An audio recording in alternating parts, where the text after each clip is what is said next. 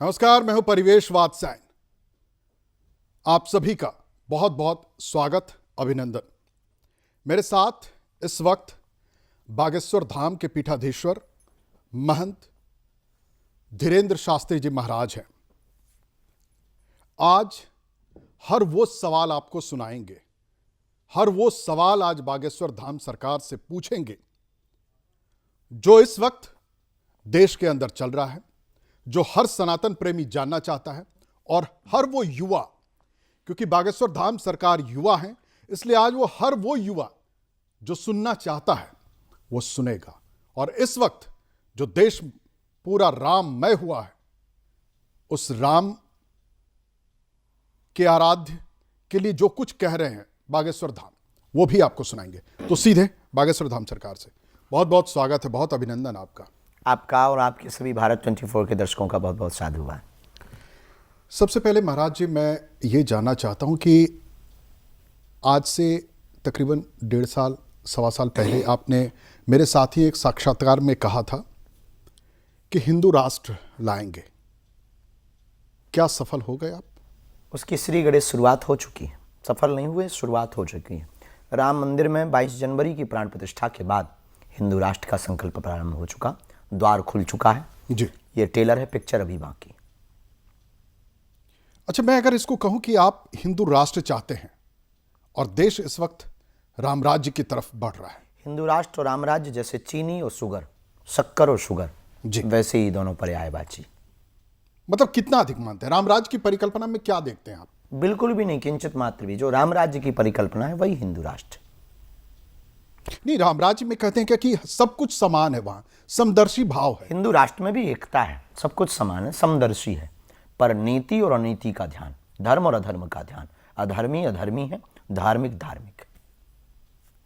राम राज्य में कहते हैं क्या कि धर्म में भी वो बाइफरकेट नहीं करता, मतलब धर्म को भी अलग नहीं करते। राम राज्य है, वहां सबको समान देखा जाता है, छोटा बड़ा सबको देखा हमारे जाता है। हिंदू राष्ट्र में भी कोई अलग नहीं है, दोनों समान है। धर्म सिर्फ सनातन है, बाकी सिर्फ मजहब और पंथ है। उन पंथ और मजहबों का भी स्वागत है और उनका भी सम्मान है, और उनके जो ईश्वर है या भगवान है उनका भी सम्मान। लेकिन संविधान कहता है कि धर्मनिरपेक्ष है हिंदुस्तान। भारत धर्मनिरपेक्ष राष्ट्र है, इसमें कोई संदेह नहीं है, लेकिन ये सिर्फ बात है। लेकिन सनातन धर्म ही सिर्फ धर्म है, बाकी सिर्फ मजहब है। भारत धर्मनिरपेक्ष राष्ट्र है या नहीं, संविधान के ऊपर तो हम कुछ नहीं कहना चाहेंगे। भारत धर्मनिरपेक्ष राष्ट्र अगर है तो हम स्वागत करते हैं, लेकिन राम इस राष्ट्र की आत्मा है, सनातन इस राष्ट्र की श्वास है, उसको आप अलग नहीं कर सकते। अच्छा महाराज जी, मैं थोड़ा सा अभी जो इस वक्त चल रहा है देश के अंदर, 500 साल बाद मंदिर का निर्माण हो रहा है, रामलला विराजेंगे गर्भगृह में। इस परिकल्पना को आप कैसे देखते हैं? आपके नजरिए से राम क्या है और ये जो पूरा परिकल्पना बन रहा है ये क्या है? 500 वर्ष की अब तक की सबसे बड़ी जीत सनातनीय हिंदुओं की है। यह राम मंदिर में 22 जनवरी की प्राण प्रतिष्ठा अब तक की सबसे बड़ी विजय, भक्तों की भी, आस्था की भी, संस्कृति की भी है, और राम भक्तों के आदर्श की भी है। इस पूरे परिप्रेक्ष्य को हम सिर्फ यही कहते हैं कि सत्य परेशान हो सकता, परास्त नहीं होता है। विधर्मी ताकतें, इस देश में रहने वाले जो भारत को बंटवारे का सोच रहे हैं, जो भारत को तोड़ने की तैयारी नित्य करते हैं, उनको ये हम जवाब देना चाहते हैं कि आप कितना भी प्रयत्न कर लें, सत्य एक दिन बाहर आएगा, और सत्य जब आएगा ऐसे ही 22 जनवरी का उत्सव लेकर के आएगा। इसलिए फायदा इसी में है, अभी भी मौका है, सुधर जाओ वरना सिधर जाओगे। लेकिन कुछ लोग विरोध कर रहे हैं। विरोध वो कर रहे हैं जो कह रहे हैं कि राम मंदिर में जो पूजा करेंगे, जो मुख्य पुजारी, जो मुख्य महंत बन गए, उनका विरोध करते हैं। देश में जो शंकराचार्य हैं, चारों पीठाधीश्वर के, उसमें से कुछ शंकराचार्य कह रहे हैं क्या कि ये गलत हो रहा है, हम ताली बजाने नहीं जाएंगे। हम शंकराचार्य के ऊपर तो नहीं कहना चाहेंगे, लेकिन जो कह रहे हैं कि मंदिर के पुजारी को केवल लाभ है, ये मूर्खतापूर्ण बात है। इस पर कभी डिटेल से वो हमसे बात करें, और हम अगर आपको प्रति उत्तर में जवाब दें, तो एक राम मंदिर बन जाने से अयोध्या में केवल ब्राह्मण नहीं रहते, माली को लाभ होगा, ऑटो चालक को लाभ होगा, चाहे वो हिंदू हो या मुसलमान, वाहन चालक को लाभ होगा, होटल्स को लाभ होगा, पर्यटन को लाभ होगा, दीप बेचने वालों को लाभ होगा, किराना दुकान वालों को लाभ होगा, दूध बेचने वालों को लाभ होगा, चाय की दुकानों को लाभ होगा और वहां पर सेवा करने वालों को लाभ होगा। और राम मंदिर में केवल ब्राह्मण नहीं रखे जाते, सिक्योरिटी गार्ड भी तो होंगे, उनको भी एक जीविका मिलेगी। राम मंदिर में केवल ब्राह्मण नहीं, माली भी रखे जाते, उनको भी तो लाभ होगा। और वर्तमान समय में राम मंदिर में दो अन्य जातियों के भी पुजारी सम्मिलित किए जा रहे, उनको भी तो लाभ होना है। तो राम मंदिर अंगड़े या पिछड़े का विषय नहीं है, ये इस देश को तोड़ने का एक बहुत महत्वपूर्ण एजेंडा है कि ब्राह्मणों की बुराई कर दो, पुजारियों की और संतों की बुराई कर दो, देश टूट जाएगा। अपितु राम मंदिर से पूरे विश्व को लाभ होना है, भारत को तो लाभ होना ही है, अयोध्या और उत्तर प्रदेश को तो लाभ होना ही है, इसे कोई रोक नहीं सकता। दूसरी बात, वर्तमान भारत में अंगड़े और पिछड़े की लड़ाई लगभग खत्म हो चुकी है। इस देश का प्रधानमंत्री ओबीसी है, इस देश की राष्ट्रपति आदिवासी है, इस देश में 7 से ज्यादा मुख्यमंत्री ओबीसी है। इससे जब प्रमुख पदों पर बैठे हुए लोग, पिछड़े लोग जिन्हें कहा जाता था, वो आज अगली पंक्ति में बैठे हैं। इससे यह निश्चय हो रहा है कि भारत में अब अंगड़े और पिछड़े की लड़ाई नहीं बची, ये सिर्फ एक प्रोपोगंडा है देश को दिशा के भटकाने के लिए। आप शंकराचार्य पे क्यों नहीं बोलते? भारत के वो हमारे सनातन के प्रधानमंत्री हैं और हमको इतनी योग्यता नहीं है कि हम उनके लिए बोलें। तो अगर अधर्म की बात वो करेंगे तो नहीं चूकेंगे, इसमें कोई संदेह नहीं। तो जब उन्होंने बोला कि प्रधानमंत्री पूजा करने जाएंगे तो तो क्या किसी मैं व्यक्ति विशेष के विरोध में हो सकते हैं, राम के विरोध में नहीं। और हमारा ध्येय और हमारा बोलना सिर्फ राम विरोधियों के लिए। आप देश में इस वक्त देश के प्रधानमंत्री के साथ हैं या शंकराचार्य के साथ हैं? हम तो राम के साथ हैं, और जो राम के साथ है सबके साथ है। राम के साथ इस वक्त प्रधानमंत्री हैं? कह नहीं सकते हैं, वो उनसे पूछ सकते हैं, ये क्वेश्चन हमारा नहीं। राम के हम साथ राम के साथ हैं, वो हैं या नहीं। राम के साथ शंकराचार्य हैं? हम शंकराचार्य जी को भी कह नहीं सकते वो हैं या नहीं, ये प्रश्न उनका है। नहीं ना महाराज कि जी, हमारा। महाराज जी ये दोनों ही राम से अलग नहीं है, क्योंकि दोनों ने राम की बुराई नहीं की। महाराज जी इस वक्त आपके पास, इस वक्त मतलब हिंदुस्तान के ज्यादा से ज्यादा लोग आपको सुनते हैं, आपके बारे में सोचते हैं, आपके भक्त हैं, आपको मानते हैं, आपके अनुयायी हैं। वो बालाजी के भक्त हैं और हम उनको सिर्फ सत्य की बात बोलते हैं। इसलिए कभी भी किसी के ऊपर कमेंट्स करने के पहले हम 10 बार विचार करते हैं और कोई भी ऐसी बात नहीं बोलते हैं जिससे उनके हृदय को ठेस पहुंचे और बागेश्वर धाम के मानने वालों की नाक नीची हो या उन्हें नीचा करके देखना पड़े। लोग हमारे पुजारी नहीं है, ना हमको मानते हैं। हम जो सत्य बोलते हैं उस सत्य के उपासक हैं, क्योंकि हम इस देश में एकता चाहते हैं, अखंडता चाहते हैं, संप्रभुता चाहते हैं, सामंजस्य चाहते हैं, संस्कृति और संस्कृत का प्रचार चाहते हैं और भारत को विश्व गुरु बनाना चाहते हैं। और वर्तमान समय में युवाओं को इससे बेहतरीन कोई मौका नहीं। तो ना तो हम प्रधानमंत्री के खिलाफ हैं, ना शंकराचार्य के खिलाफ हैं, ना प्रधानमंत्री के पक्ष में हैं, ना शंकराचार्य के पक्ष में हैं। हम राम के पक्षधर थे, रावण के खिलाफ हैं और रहेंगे। इस सिद्धांत से हम कभी नहीं, उसके लिए हमें किसी का भी सामना करना पड़े, किसी का भी के खिलाफ भी बोलना पड़े, राम का कोई विरोध करेंगे तो भारत में रहने वाला हिंदू, भारत में रहने वाला सनातनी, जितना हमने इस भारत को अब तक समझा है वो छोड़ेगा नहीं। क्या आपको निमंत्रण मिला है? स्वीकार हुआ, मिला है, मिला है, स्वीकार किया आपने? बेझिझक, इसमें आमंत्रण की आप हमें जा रहे आवश्यकता हैं? नहीं था। आप जा रहे हैं? हाँ, 22 को। तो आपके शंकराचार्य ने तो कहा कि हम ताली बजाने नहीं जाएंगे। आप कहते हैं गुरु हैं शंकराचार्य हमारे जी के खिलाफ नहीं हम बोल सकते, वो प्रधानमंत्री है। अब क्यों नहीं जाएंगे उनका विषय है, हम जाएंगे, ये हमारा विषय है।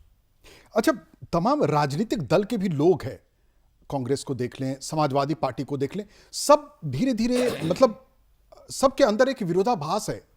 कोई कह रहे हैं कि हम नहीं जाएंगे, हम किसी के बुलावे से नहीं जाएंगे। राम तो सबके हैं। हाँ, राम सबके हैं। 22 को ना जाएं, 22 को बुलावा है, 23 को जा सकते हैं, 24 को जा सकते हैं, बुलावा 22 का है।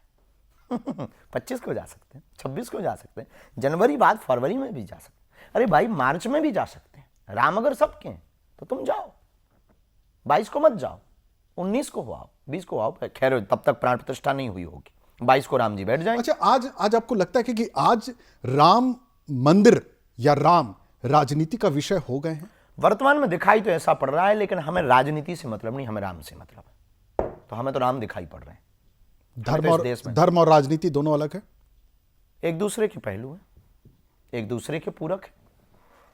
पूर्व में बहुत बार हम बोल चुके हैं, धर्म से राजनीति चलती, राजनीति से धर्म नहीं चलता है। आप क्या चाहते हैं? राम राज्य और हिंदू राष्ट्र। राम राज्य के भावपूर्ण, हिंदू राष्ट्र के दोनों अलग मानते हैं आप? पर्यायवाची। बेहतर क्या होगा अगर अगर अगर कहा जाए कि एक एक आपको बोलना है, एक चीज चुनना है आपको, शुगर और एक की शक्कर परिकल्पना, एक की परिकल्पना आप देखते हैं। शुगर और शक्कर दो नाम हैं, किसी को शुगर समझ में आ रही, किसी को शक्कर समझ में आ रही। शक्कर तो शक्कर है। गुरुदेव, लोग ये जानना चाहते हैं कि महाराज बागेश्वर धाम सरकार क्या कहते हैं, एक एक कौन सी चीज की परिकल्पना होनी चाहिए इस वक्त? हम सिर्फ रामचरितमानस के आधार पर जीवन यापन चाहते, सब में एकता, काहू से दोस्ती न काहू से बैर, प्रेम पूर्वक रहें, राम के ऊपर कोई पत्थर ना फेंके, रामचरितमानस को ना कोई फाड़े, राम को कोई काल्पनिक ना कहे, राम के ऊपर इस तरह की कोई राजनीति ना हो, राम के ऊपर ऐसी कोई डिबेट ना हो, विवाद ना हो, संवाद हो। हम ये चाहते हैं, अंगड़ी और पिछड़ी कोई लड़ाई ना बचे। सबरी के अच्छा, झूठे वर्ण व्यवस्था को मानते हैं आप? जब हमारा जन्म हुआ तो हम ब्राह्मण शुक्ल वंश से, गर्ग गोत्री। वर्तमान में हम सिर्फ कट्टर सनातनी। सनातन में वर्ण व्यवस्था है, इसको स्वीकार करते हैं आप? बिल्कुल है, बिल्कुल मानते हैं, पर व्यवस्था है, जातियां हैं, जातिवाद नहीं, ये भी मानते हैं। तो जातियों को जो बांटा गया है तो उसके बाद ही तो एक जातिवाद। व्यवस्था बनाई गई है, प्रोटोकॉल है, जैसे आपका एंकर का है, आपके यहाँ एडवाइजर भी है, आपके यहाँ मैनेजर भी है, आपके यहाँ सीईओ भी है सब एक ही चैनल के सभी सिस्टम, लेकिन सबका एक एक विभाग है, सबकी एक एक व्यवस्था है चलाने के लिए। अगर ऐसा नहीं होगा, आपका चैनल नहीं चलेगा। तो समाज को चलाने के लिए चैनल से। अच्छा महाराज जी, मुझे यह बताइए कि 10 मानव, 10 इंसान हैं, उसमें वर्ण व्यवस्था कैसे तय की गई? जाति कैसे बांटा गया? हमारे पूर्व ऋषि मुनियों ने कर्म के आधार पर जातियों को बांटा है, जो जैसा कर्म करता रहा उस आधार पर जातियां। लेकिन हाँ, जातिवाद नहीं फैलाया। और अगर जातिवाद फैलाते तो रामचरितमानस में ये निषाद राज का वर्णन, मित्रता वाला, मैत्री बनाना राम का, शबरी का वर्णन, और ये कोई और नहीं लिख रहा, गोस्वामी तुलसीदास जी लिख रहे हैं। ये आप बहुत गंभीरता से समझना कि ये किसी और ने जाकर के लिख दिया है तो ऐसा लिखा है। गोस्वामी तुलसीदास जी ने लिखा है, जो गोस्वामी है। महर्षि वाल्मीकि जी ने लिखा है। क्या लिखा है? जो है वो लिखा। इसका मतलब ये है, पहले जातियां तो थीं, जातिवाद नहीं था। सबरी के जूठे वेर भी खाए, वो भी लिखा है। निषाद को मित्र बनाया, वो भी लिखा है। शत्रु के भाई विभीषण को गले लगाया, वो भी लिखा है, और गोस्वामी ने लिखा है। इससे यह सिद्ध होता है, हमने रामचरितमानस से यही सीखा है, इसलिए हम कट्टर सनातन। आप प्रधानमंत्री के साथ खुलकर नहीं बोलते हैं? हम किसी के भी साथ खुल करके नहीं बोलते। राम के साथ बहुत खुलकर बोलते हैं, हिंदू राष्ट्र के साथ खुलकर बोलते हैं। हमारा जो एजेंडा। प्रधानमंत्री जी कैसा काम कर रहे हैं इस वक्त? राम राज्य की स्थिति से और राम मंदिर की स्थिति से बहुत अच्छा। पीओ की हमारी बाकी। पीओ के चाहते हैं आप? बिल्कुल बेझिझक। वर्तमान समय मौका बहुत अच्छा है। भारत में इससे बेहतरीन मौका कुछ नहीं हो सकता। जैसे वर्तमान में भारत का पूरे विश्व में सम्मान हुआ। भारत ने अभी G20 का सम्मेलन करवाया, भारत ने प्रतिनिधित्व किया, भारत ने पूरे देश विश्व को एकता के सूत्र में पिरोने का कार्य किया, भारत में अन्य देशों से मैत्रीपूर्ण रिश्तों को और गहरा किया। तो वर्तमान समय में कोई भी भारत के खिलाफ बोल नहीं सकता है। ऐसी परिस्थिति में पाक अधिकृत कश्मीर जो है उसको भारत को ले लेना चाहिए। इससे बेहतरीन मौका नहीं है, क्योंकि वो भारत का स्वर्ग है। जम्मू कश्मीर में जो पुराने राजनीतिक दल है, क्योंकि आपने धर्म और राजनीति का समन्वय आपने बनाया, इसलिए मैं राजनीति की भी बातें आपसे कुछ कर सकता हूं। तो कहा यह जा रहा है कि वो जो राजनीतिक दल थे, जिनकी राजनीतिक कहें कि एक तरीके से व्यवस्था चल रही है, वो आज खतरे में उनको पड़ती दिख रही है। तो वो ये कहते हैं कि पूछना चाहिए था, रायशुमारी करनी चाहिए थी। क्या लगता है 370 को लेकर के या पाक ऑक्युपाइड कश्मीर को? देश में अन्याय के लिए, मिटाने के लिए बहुत ज्यादा रायशुमारी की आवश्यकता नहीं होनी चाहिए। राजा का कर्तव्य यह है, अन्याय उसे दिखाई दे वो मिटाए। हमारा धर्म यह कहता है फैसला फैसला होता है। फैसला फैसला होता है, अपना हो या पराया हो, फिर कोई भी हो, फिर उसमें समझौता नहीं होता। प्रकृति जब भी मारती है फिर छोटा बड़ा नहीं देखती। बारिश जब भी होती है वो अमीर की मोटी छत नहीं देखती, गरीब की टूटी झोपड़ी नहीं देखती कि थोड़ा यहाँ हल्का वर्ष है। वो जब भी बरसती है दिल खोल करके बरसती है। ऐसी राजा का न्याय होना चाहिए, सबके लिए समान होना चाहिए। 370 अगर कैंसर था और कैंसर रोग मिटाया तो रायशुमारी की आवश्यकता नहीं। धर्म ये कहता है और बागेश्वर पीठ तो कहती है कि कोई भी प्रधानमंत्री पद पर बैठे इस भारत में अन्याय के खिलाफ तो ऑन द स्पॉट निर्णय लेना चाहिए, उसके लिए तो किसी से पूछने की आवश्यकता नहीं। हमारा तो खुल सपोर्ट इस विषय पर। आप जिस तरीके के देश में हर हिस्से में जाते हैं, लोगों से मिलते हैं, लोगों के साथ जो आप धर्म की बातें करते हैं, सनातन की बातें करते हैं, जम्मू कश्मीर चलेंगे? अभी हम होके आए, वैष्णो देवी भी गए थे, वहाँ एक वैष्णो देवी के साथ में पौनी भी गए थे। वहाँ एक महंत बहुत हमारे प्रिय योगेश्वर बालकदास जी महाराज जी की जन्मभूमि थी, तो पौनी भी गए और हम जाएंगे, हमें कोई दिक्कत नहीं। हमें तो भारत में कहीं डर भी नहीं लगता है। इस भारत में रहने वालों कई लोगों को तो भारत से डर लगता है, हमें भारत में कहीं डर नहीं लगता है, क्योंकि सियारों की धार से हम कभी डरते नहीं। अच्छा, एक अब इन सब से थोड़ा सा एक अलग हट करके मैं सवाल जानना चाहता हूँ आपसे, क्योंकि आप धर्मगुरु हैं, आपके करोड़ों अनुयायी हैं, और मैं वो जत्था देखा हूं जिस जगह आप जाते हैं प्रवचन करने, वहां लोग किस तरीके से आपसे मिलते हैं और लोगों के हर समस्या का समाधान आपके पास रहता है। थोड़ा ही सही, लेकिन आप उस समस्या का निवारण करते हैं। लेकिन आज लोग कहते हैं कि युवा वर्ग जो है वो भटक रहा है। युवा भटक रहा था, रास्ते पे आना उसने प्रारंभ कर दिया है। युवाओं को इस स्वर्णिम काल का सबसे बड़ा अवसर है सुधरने का, व्यसन से बचने का, नशा से बचने का, अपनी संस्कृति के प्रति आदर्श स्थापित करने का, और अपने माता पिता और गुरु के महत्व को जानने का, राष्ट्र को जानने का, अपने सनातन धर्म को जानने का। इस देश में इतने कितने लोग नहीं हैं जो हिंदू हैं, हिंदू कहलाते हैं, उन्हें हिंदुत्व का पता नहीं। सनातनी हैं, सनातनी कहलाते हैं, उन्हें सनातन का पता नहीं। पर वर्तमान समय का युवा बहुत बदल रहा है। आज युवाओं की भीड़ कथाओं में देखी जा रही है। इससे यह सिद्ध होता है कि आज युवा बदल रहा है। कथाओं में वो जय श्री राम के नारे, वो जगह जगह दीपावली मनाने की तैयारियां, वो जगह जगह तिलक लगा करके उनका निकलना, वो हाथ में ध्वज लेकर के बाहर निकलना, वो रामनवमी की यात्राएं, और वो हनुमान चालीसा के पाठ, और वो हनुमान चालीसा की एकता के पाठ। इससे यह सिद्ध हो रहा है कि इस देश का युवा बदल रहा है। पर इस देश में सबसे खतरनाक है गंदी पिक्चर्स और ये नेट और व्यसन। बहुत सस्ता और घटिया नशा इस देश के युवाओं को बर्बाद कर रहा, और इसमें कहीं ना कहीं भूमिका इस देश के फिल्म सेंसर बोर्ड की है। ऐसी पिक्चरों को उन्होंने साइन किया है और ऐसी पिक्चरों को उन्होंने समाज के सामने परोसा है, जिससे हमारा युवा व्यसन की तरफ भी जा रहा है, माता पिता की अवहेलना भी कर रहा है, और कट्टर अमानवीय कृत्य कर रहा है। आप कह रहे हैं कि जो झंडा उठा रहा है, जो सड़कों पर निकल रहा है, जो धर्म की बातें कर रहा है, क्या वही इंसान है? क्या वही युवा आगे कुछ बेहतर कर सकता है? क्या किसी और धर्म को मानने वाले, इस्लाम धर्म को मानने वाले, क्रिश्चियन धर्म को मानने वाले, या किसी और धर्म को मानते हैं, या जो धर्म को भी नहीं मानता वो इंसान है, क्या वो अच्छा नहीं है? हमने कभी उनको बुरा नहीं कहा। वो जब किसी के ऊपर टिप्पणी करते हैं, जब वो अमानवीय कृत्य करते हैं, जब वो झंडा उठाने वालों पर पत्थर फेंकते हैं, जब वो राम पर पत्थर फेंकते हैं, जब वो हिंदुओं को आतंकवादी कहते हैं, तब वो मानव नहीं है।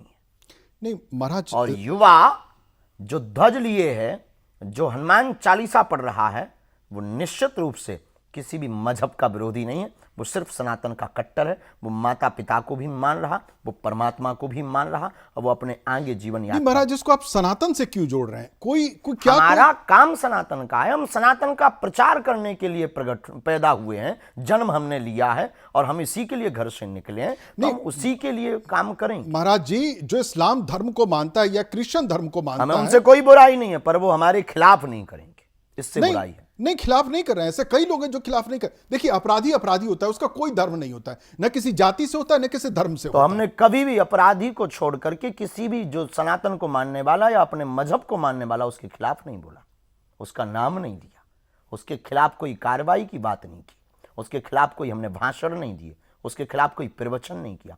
हमने जो इस देश में कैंसर रोग बने हुए हैं उनके खिलाफ बोला। फिल्म सेंसर बोर्ड हिंदू भी बना रहे हैं, हिंदू ही साइन कर रहे होंगे। राम पर टिप्पणियां तो हिंदू करते ये सेंसर बोर्ड को कैसे खत्म करेंगे आप? इस सेंसर बोर्ड में खत्म नहीं कर सकते, सुधार कर सकते हैं। कैसे होगा सुधार? हमारे सिद्धांत में खत्म करने सुधार। वो जो अच्छी फिल्में बनती है, अभी जैसे एक फिल्म बहुत चर्चा में आई 12वीं फेल, वो मुरैना का एक लड़का, वो एक सच्ची कहानी पर आधारित घटना थी, है ना? वो 12वीं फेल कैसे वो आईपीएस ऑफिसर बन जाता है, दिल्ली में आके स्ट्रगल करता है, ऑफिसर बन जाता है। लेकिन वहीं एक फिल्म है जिसके ऊपर कई तरह के आरोप लग रहे हैं कि उसमें इतना वहसीपन दिखाया गया, इतनी हिंसा दिखाई गई, बावजूद वो पॉपुलैरिटी में आ गए। तो कैसे आप कैसे देश के लोगों की जो कैसे करें? इस देश के लोगों की जो मानसिकता है प्रत्येक विश्व की, वो वासना की तरफ बहुत ज्यादा है, जिसमें ऐसे कृत्यों को बहुत ज्यादा प्रदर्शित किया जाता है। स्वाभाविक मन उसकी तरफ खिंचता है। पर हम परोसे ही क्यों? दुकान ही नहीं होगी तो खरीदार कौन होगा? तो हम सिर्फ फिल्म सेंसर बोर्ड में इतना सुधार चाहते हैं कि वो इतना ध्यान रखें, इस देश को, युवाओं को संदेश क्या बेहतरीन जाएगा, बस। और ना तो बंद करना है, ना उनके खिलाफ हमें मोर्चा खोलना है। इस देश के युवाओं को आप मोटिवेट कैसे कर पाए? हम ये नहीं कहते तुम सनातनी बनाने की पिक्चर बनाओ, इंसान बनाने की पिक्चर बनाओ। इस देश में लोग डीएम बना रहे, पीएम बना रहे, सीएम बना रहे अपने बच्चों को। हमारी ये प्रत्येक अभिभावकों से एक ही प्रार्थना है, बच्चों को कुछ भी बनाओ पर एक इंसान जरूर बनाओ। आप युवा हैं, युवाओं को कैसे रास्ते पर कैसे लाएंगे?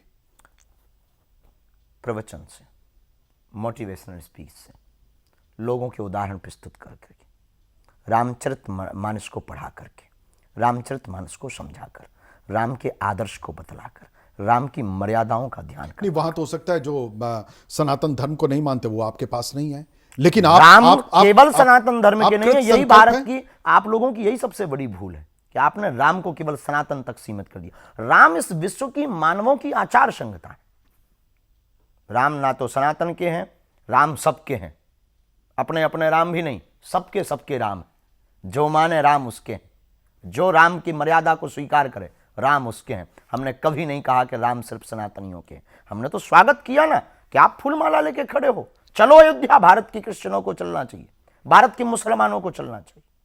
बाहर अजमेर पर हिंदू चादर चढ़ाने जाते, हमने कभी खिलाफ नहीं बोला। हमने नहीं बोला, बहुत बड़ी बात बोला, हमने नहीं बोला। हाँ, तो अब उनको भी आना चाहिए, लेकिन हिंदुओं को जाना नहीं चाहिए, इसका ध्यान रखना। क्या वो आएंगे? पता नहीं, आप पूछ के बताओ। हमारा कोई न्यूज चैनल नहीं है, आप पूछ के बताओ। भारत 24 के माध्यम से आप अपील करते हैं, लोगों से कहते हैं अगर आ जाएं तो हम स्वागत करेंगे। हम तो सनातन में स्वागत करते हैं सबका। बहुत लोगों को ही हमने घर वापसी, मतलब ये घर वापसी चाह रहे हैं आप? नहीं, घर वापसी नहीं, जरूरी नहीं कि वो घर वापसी करें। राम को माने सिर्फ इतना जरूरी काफी है। हाँ, घर वापसी करेंगे तो डबल माला पहनाएंगे, इतना हम कह सकते हैं। ये घर वापसी वाला जो आपका एक अध्याय चल रहा है, काफी लंबे समय से चल रहा है, बहुत प्रचुर मात्रा में चल रहा है। आपके हर कथा में कहीं ना कहीं वो घर वापसी का एक पूरा जत्था होता है। होना चाहिए, प्रत्येक कथावाचक के साथ होना चाहिए। भारत के शंकराचार्यों को भी अब ये काम करना चाहिए। भारत के महामंडलेश्वर और महंतों संतों को भी अब ये काम करना चाहिए। और अब तक वो अहिंसुष्णु थे, अहिंसावादी थे, रहना चाहिए, लेकिन ये काम उसमें एक जोड़ देना चाहिए। लेकिन जो पुराने ख्याल के संत वो तो इस रास्ते पर नहीं जा रहे, आप क्यों रिस्क ले रहे हैं बार बार? हम इसलिए रिस्क ले रहे हैं कि हम भारत में क्रांति चाहते हैं, हम इस भारत में सुधार चाहते हैं। हम इस भारत में बार बार राम के ऊपर उंगली उठवाना नहीं देख सकते हैं, क्योंकि हम हनुमान भक्त हैं और हमारे हनुमान जी राम के बहुत प्रिय भक्त हैं। हम इस देश में अब लड़ाई नहीं चाहते, हम इस देश में हिंदू और मुसलमान नहीं चाहते, हम इस देश में अब क्रिश्चियन और हिंदू नहीं चाहते, हम इस देश में सिर्फ राम राज्य हिंदू राष्ट्र मैं चाहते यही हैं। तो चाह रहा था कि आप ये बोले कि आप इस देश में हिंदू और क्रिश्चियन और इस्लाम नहीं चाहते। डिबेटों में राजनीति और हिंदू मुसलमान नहीं करवाना चाहते। महाराज हम जी, चाहते कि आपकी डिबेटों से, कब इस आपके न्यूज चैनल की एंकरिंग से और कब आपकी जवान से इस देश में बेरोजगारी कितनी है इसकी मांग पर सवाल कब उठेंगे। बहुतायत मात्रा में अभी भी उठते हैं, पर गिने चुने। इस देश में कितने गरीब हैं उनकी लिस्ट कब बनवाएंगे आप लोग? महाराज इस जी, देश में कहां सड़कें नहीं महाराज है? जी, हमारी पत्रकारिता में इतनी धार है कि हम हर वक्त ये सवाल करते हैं, लेकिन महाराज जी पर कब आपकी धार शायद या तो मौतली हो गई है, या कमजोर हो गई है, या क्रांति की कमी है, वरना इस देश में बेरोजगारी नहीं बचती और नेताओं को मजबूरी बस ये काम करना पड़ता अगर उन्हें राजनीति में आना होता। नहीं महाराज जी, मैं तो ये जानना चाहता हूं कि अब हम तो छोटे से पत्रकार, छोटे से चैनल में मैं नौकरी करता हूं और हमारा चैनल छोटा सा है, लेकिन मैं तो ये जानना चाहता हूं कि आपके इतने बड़े फॉलोअर्स हैं, करोड़ों करोड़ लोग हैं, आप क्यों नहीं मंच से बोलते कि इस वक्त देश में महंगाई है? आप क्यों नहीं इस वक्त देश में बोलते कि जो समस्याएं उत्पन्न हो रही युवाओं को रोजगार को लेकर के, कि क्या करें ऐसा वो जो युवा रोजगार अब में। तक जितना बोला ये सुना किसने और किसने उस पर काम किया? हमने बोला कि हमारे बुंदेलखंड में हॉस्पिटलों की दिक्कत है, किसी ने आज तक हमसे संपर्क नहीं किया। जिस बागेश्वर धाम पर हम रहते वहां सड़कें नहीं, एक किसी अधिकारी का फोन नहीं आया, हमने नहीं लगाया। हमने नेताओं से कभी याचना नहीं की, हम याचना या प्रार्थना सिर्फ हनुमान जी से करते हैं। ये हमारे जीवन का तो अब आप याचना नहीं, रण करेंगे अब निकल करके? बिल्कुल नहीं, क्रांति करेंगे। रण युद्ध का विषय है और हम विवाद के पक्षधर नहीं, संवाद के पक्षधर हैं। हम अब हिंदुओं को जगा करके, मानवता को जगाकर, भारतीयों को जगा करके उनको उनके अधिकारों के लिए प्रेरित करेंगे और उनको उनके अधिकार लेने का अधिकार सिखाएंगे कि आपको अपने अधिकार कैसे लेने चाहिए, जरूरत पड़ने पर छीनने भी कैसे चाहिए।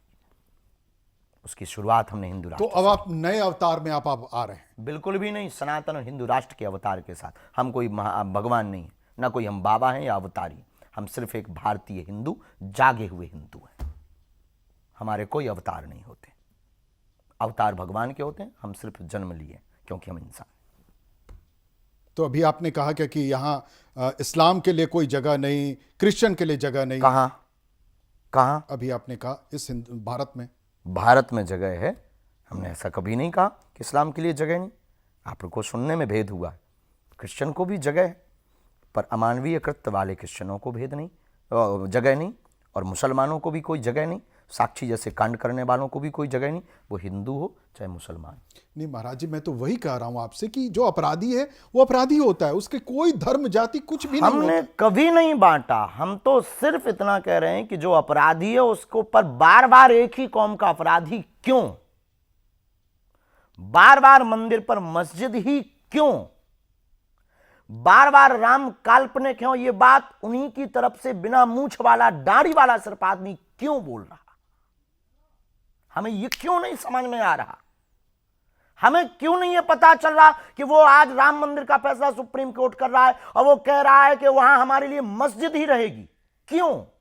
इसका मतलब वो कौम के अंदर जहर फैलाने वाला एक आदमी भले ही है, पर वो पूरी कौम को खराब कर रहा है, पूरे इस्लाम को खराब कर रहा है, पूरी मस्जिदों को बर्बाद कर रहा है, जो राम को काल्पनिक और राम के ऊपर उंगली उठाकर और राम मंदिर को मस्जिद बता रहा है। हम ऐसे लोगों के खिलाफ हैं और रहेंगे, और ऐसे लोगों को सुधारेंगे भी और हिंदुओं को जगाएंगे भी। अभी ओवैसी साहब हैं एक राजनीतिक दल के, हमने उन्हीं का नाम लिया है, आपने ठीक नाम समझा है। उन्होंने तो कहा कि एक मंदिर, एक मस्जिद दे दिया, अब और नहीं देंगे। ज्ञानवापी और मथुरा बाकी हम लेकर के रहेंगे कानूनी तौर पर। कैसे होगा? जैसे सुप्रीम कोर्ट ने राम मंदिर किया वैसे। लेकिन कुछ लोग तो कहते हैं कि राम मंदिर हमने दिलाया, हमारी लड़ाई से भी सुप्रीम कोर्ट ने कुछ नहीं किया है। सुप्रीम कोर्ट ने, फिर वही बात, अद्भुत बात है। तो इस देश में ये राजनीतिक दल वाले लोग कहते हैं ऐसा। राजनीतिक दल मैं तो आपके सामने से हमारी प्रार्थना है महाराज जी, 2 बार करें। महाराज जी, मैं तो आपके हमारी प्रार्थना पहुंचाइए, 2 बार वो फिर से करें, ज्ञानवापी के लिए, कृष्ण जन्मभूमि के लिए, हमें उनसे कोई दिक्कत नहीं। महाराज जी, मैं तो आपके सामने जितने राजनीतिक दल के लोग हैं सबकी बातें आपसे कह रहा हूं मैं। हमें किसी से बुराई नहीं, हम ना किसी के पक्षधर हैं। आपको बोलना चाहिए और हमें जवाब देने का अधिकार है, आपको प्रश्न करने का अधिकार। तो यहां से ज्ञानवापी और शुरुआत हो गई, मथुरा झांकी है, ज्ञानवापी यानी काशी और मथुरा बाकी है। ये कब तक हो जाएगा महाराज? बहुत जल्दी, जितने जल्दी राम मंदिर की यात्रा में मंदिर फैसला होते ही मंदिर की नींव रख गई, इतने ही जल्दी ये निपटने दो, ये थोड़ा सा घाव ठंडा होने दो, उनको थोड़ा सा राहत मिलने दो, दूसरा तीर छोड़ा जाएगा। इसके बाद क्या होगा? इसके बाद ज्ञानवापी, इसके बाद फिर कृष्ण जन्मभूमि।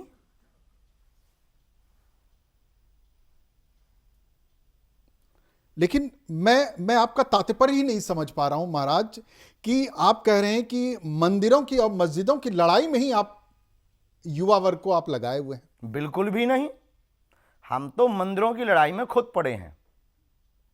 हम महाराज, तो मंदिरों के लिए हम अकेले काफी हैं। मेरा हम करबद्ध भारत आपसे, के युवाओं महाराज को जी, जगाना चाह रहे हैं। महाराज जी, मेरा करबद्ध आपसे आग्रह अनुरोध है कि आप समझ नहीं रहे हैं, आपके पीछे पूरी दुनिया, पूरी युवा, मतलब सब लोग लगे हुए हैं, आपके एक एक चीज को सुनने करने के लिए लोग तैयार हैं। आप कह रहे हैं कि अगर आप कह रहे हैं कि सिर्फ बोल रहे हैं क्योंकि आपने विजुअल देखे हैं, वो कर नहीं रहे। अगर कर रहे होते तो अभी तक भारत बदल गया होता। या तो वो हमें एंटरटेनमेंट के हिसाब से देखते हैं, या गुरु दृष्टि से देखते हैं, या एक विचारक या दार्शनिक के रूप से देखते हैं, या एक सुधारक के रूप से देखते हैं। अगर वो हमारी बातों को फॉलो कर लें, हमारी बातों को मान लें, तो इस देश में एक भी अनाथालय नहीं रहेगा, इस देश में एक भी मंदिर मस्जिद विवाद नहीं होगा। जो बचे हैं वो हम निपटवा लेंगे। आप इतने बेबाकी से बोल रहे हैं, मैंने किसी संत के मुंह से इस तरीके की बात को अभी तक नहीं सुना था कि वो कह रहे हैं कि मैं जो सुनाना चाह रहा हूं वो लोग समझ नहीं पा रहे हैं। इस देश में एक दशक पहले तक हिंदू कहने में डर था, हिंदुत्व के लिए डर था। हमने भारत के उस डर को निकाल करके बताया है, भागवत के माध्यम से, राम कथा के माध्यम से। हम बेबाकी से इसलिए बोल रहे हैं कि हमारी कोई पार्टी नहीं, हम अपने लिए नहीं जी रहे हैं, हम अपने लिए ये जान हथेली पे रख करके नहीं निकल रहे।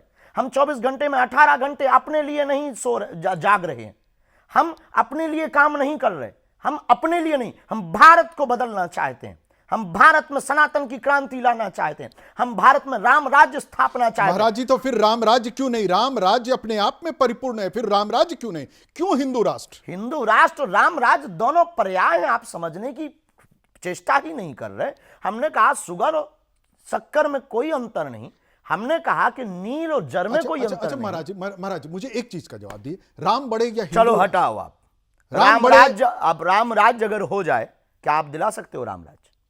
प्रभु, ये तो आपका काम है, मैं तो पत्रकारिता कर रहा हूं। आपके साथ हमारे काम में क्या आपका सहभागी नहीं? बिल्कुल बिल्कुल रहेगा। Thank you very much. तो हमें राम राज्य ही दो, आप आज भारत हिंदू राष्ट्र अपना बना लेंगे। आप भारत 24 पर इस वक्त कहते हैं कि अब आप, हमारा हिंदू राष्ट्र ही राम राज्य है और राम राज्य ही हिंदू राष्ट्र है, कहते हैं। राम राज्य की परिकल्पना को साकार करेंगे, युवाओं से कहेंगे, बेझिझक। युवाओं से क्या, इस देश में रहने वाले प्रौढ़ों से भी हम कहेंगे, बालकों से भी हम कहेंगे, प्रबुद्धों से भी कहेंगे, बुद्धों से भी कहेंगे, शुद्धों से भी कहेंगे। केवल युवाओं से क्यों? राम राज्य और हिंदू राष्ट्र की कल्पना तो सबकी है, भाव सबका है, जीना सबको है। और मुसलमानों से भी कहेंगे कि आओ, वेलकम टू यू। उनको भी हम कहेंगे तुम स्वागत करो हमारा, हम तुम्हारा विरोध नहीं करेंगे। हाँ, अगर छेड़ोगे छोड़ेंगे नहीं, ये तय है। ये किसको कह रहे हैं आप? धर्म विरोधियों को। अब जो होंगे वो अपने आप से देख लेंगे। किसको मानते हैं आप? जो राम के ऊपर उंगली उठाते हैं, जो धर्म को राजनीति बनाते हैं। अच्छा गुरुजी, एक आखिरी सवाल मुझे बताइए, क्या अब ये वक्त आ गया है कि इस वक्त राजनीति का शुद्धिकरण करने की जरूरत आपको लग रही है?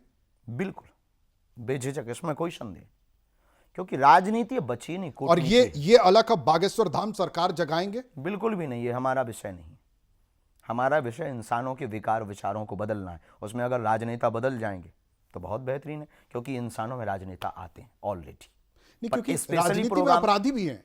आप देखिए, संविधान में अपराधी सदन के अंदर जब ये सवाल उठता है कि उसमें केवल राजनीति को अलग किया जाएगा, केवल राजनीति में या केवल संतों में अपराधी नहीं है, पत्रकारों में भी अपराधी है, राजनेताओं में भी अपराधी है, वकीलों में भी अपराधी है, संतों में भी अपराधी है, थे, रहे और रहेंगे, कालनेमी सब में है, उनको कोई मिटा नहीं सकता है। बीच बीच में हनुमान जी प्रकट होकर के किसी के हृदय में उनका वध करते रहेंगे।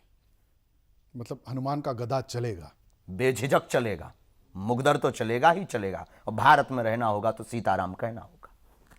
ठीक है प्रभु जी, बहुत बहुत धन्यवाद। आपका अपना कीमती समय दिया भारत 24 पर। ये आपने बेबाक और पहली बार इस तरह की बातों से धीरेन्द्र शास्त्री जी को, बागेश्वर धाम सरकार को सुना है।